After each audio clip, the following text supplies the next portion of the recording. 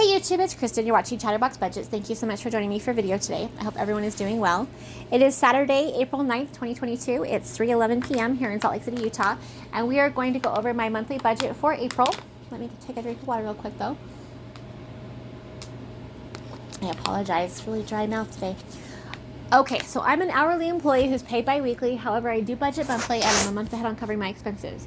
So the expenses that I have for April are being covered by the income from March, and then my paychecks from April will cover my expenses for May. So I've been doing it that way since December and I absolutely love it. We're also doing something a little differently. So instead of using my paper forms that I've had for the last 6 months or whatever, I'm actually going to show you my new app that I'm using for my budgeting and tracking and everything. It's called You Need a Budget, or YNAB for short.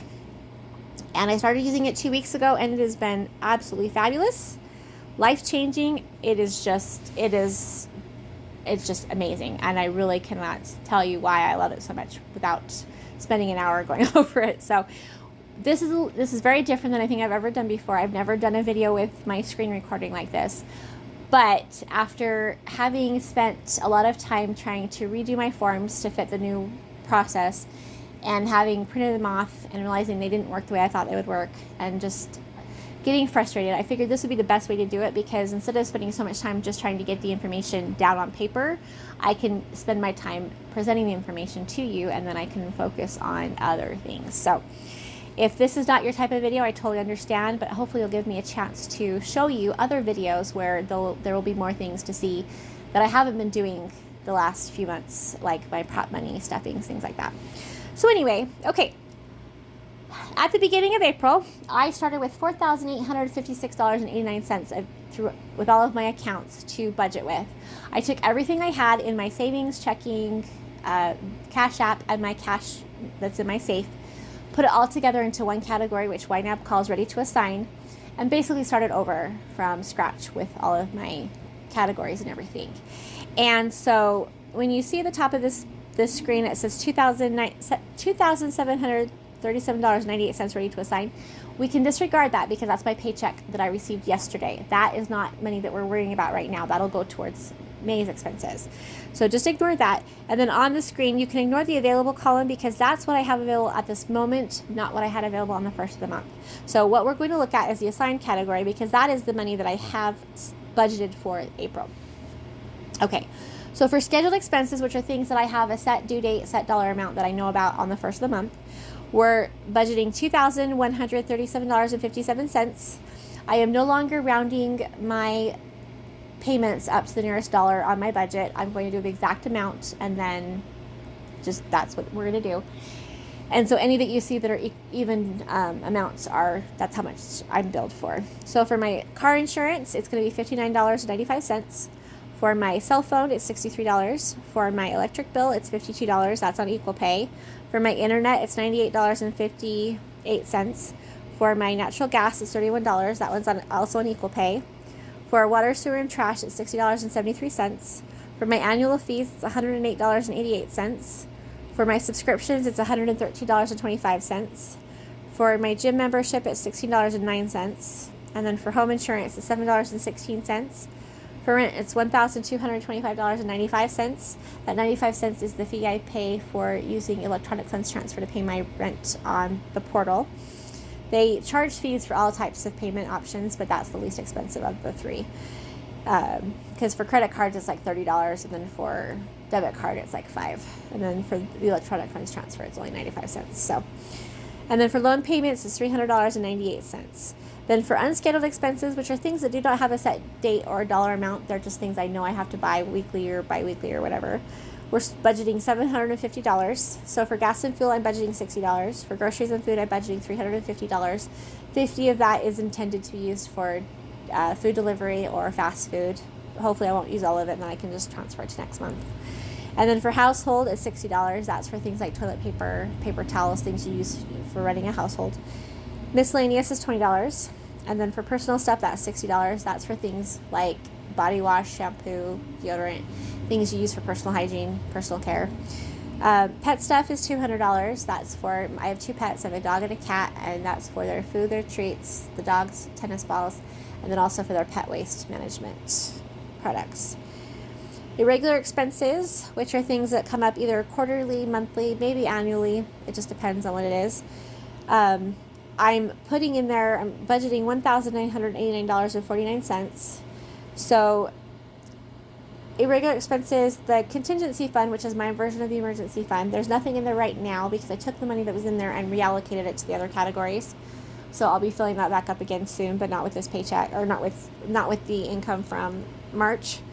And then my freedom fund, which that's my version of the sinking funds, total it's getting $626.90.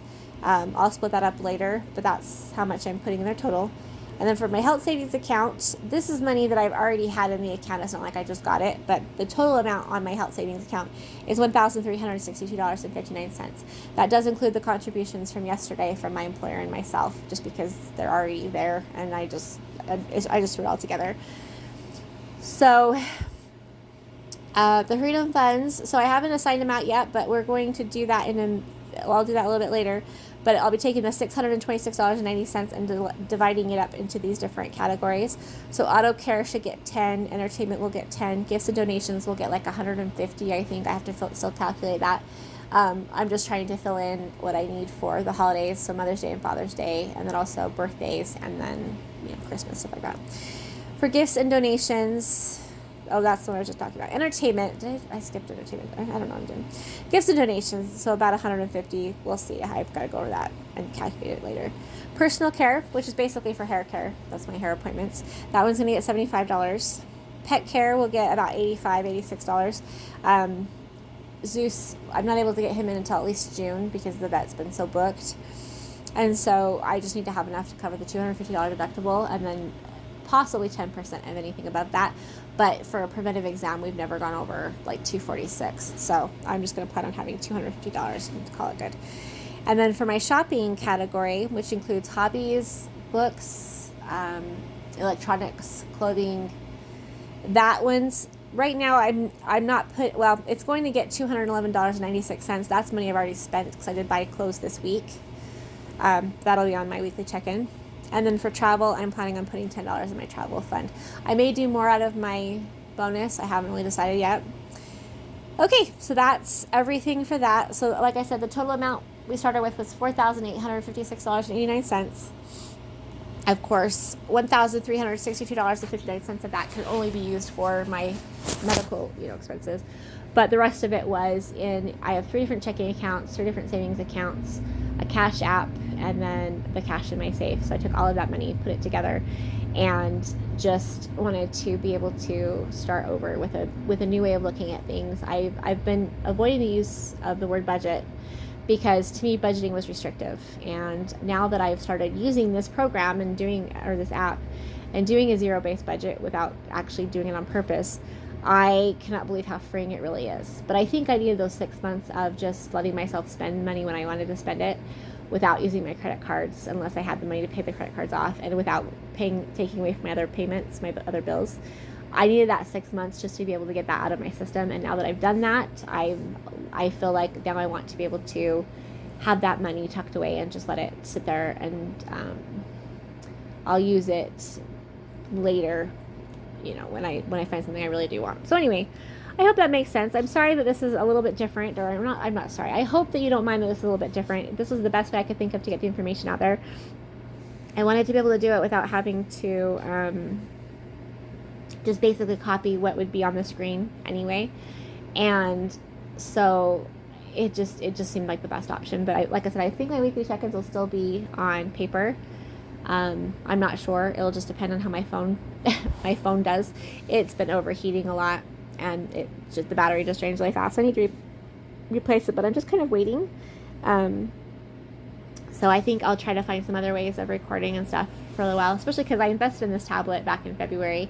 Spent like $900 on it, and so I'd like to get the most out of it that I can. The fact that I can use it for this is actually awesome, and I love using my S Pen. I love my S Pen. So anyway, this is the Samsung Galaxy Tab 8, just the regular one, and I wanted one for so many years, and so now that I have it, I'm just happy to use it as much as I can. All right, you guys, well, I appreciate you being here. I hope you don't mind the video being different, but I will be back with my weekly check-in in a couple of days. I'm planning on doing a prop money stuffing, because now that I'm not, work has kind of evened out a little bit, so I should have enough space in my brain to be able to try to do some other videos. But also, the time I'm not spending by rewriting the information on paper, I can use that to stuff the envelopes, and that will be, I think that'll be really good to be able to go back to doing that. I won't stuff all of the envelopes, like I'm not going to do a bill binder, but what I want to do is take all of my fees, especially the annual fees, and get those into envelopes so that I can see how much I'm putting aside each month, and then also birthdays and holidays and stuff. That way I can track that. So anything that's on here as like a combined category, so like the annual fees, the subscriptions, and then the gifts and donations, those I want to put into envelopes so that I can see that. I will probably do the unscheduled expenses too, and then I will have one for freedom funds, because freedom funds, since that's money that's intended to just sit there for a while, I do want to have a representation of that in prop money. So anyway, you guys are amazing. I appreciate you being here. Thank you so much for your support and for your comments. If you are this far in the video and I don't already know your first name, if you wouldn't mind telling me, like if you're going to leave a comment, you don't have to, but if you leave a comment, if you wouldn't mind telling me your name and how you spell it. I'm not sure exactly why, except that I find it very important to spell people's names correctly, because to me it's part of who you are. I don't know why, but if I already know your name, then you can say it again if you want to, but I really like the thought of getting to know each person on here. I have 188 subscribers, and if I could know everybody's first names before I get more subscribers, that would be really cool. I'd like to be able to personalize my responses to the comments, and when I go watch videos on other people's channels, I like to be able to call them by their first name. I don't know why. It's just something that has been important to me. It's like making eye contact when you're talking to somebody. It's kind of the same thing, only the virtual version of it. Anyway, I appreciate you guys. I hope you have a fantastic whatever time of day it is, the rest of the day, tomorrow, the month. I'm excited about April, because this is when work should be, like I said, it's evening out. Normally things start slowing down a lot sooner, but this year's been very different and very overwhelming. But I think we're at a stretch where things will start to kind of normalize. And then, of course, I still have to go back and clean up a bunch of work from the last few months. But I'm hoping to be able to stay consistent and get some overtime going forward, but we'll see. It depends on how my mental health is doing. I don't want to push myself too hard, because it doesn't make sense to work overtime if I'm going to end up being sick later in the week or something anyway. So, all right, you guys, thank you so much for being here, and I will see you soon. Take care. Bye.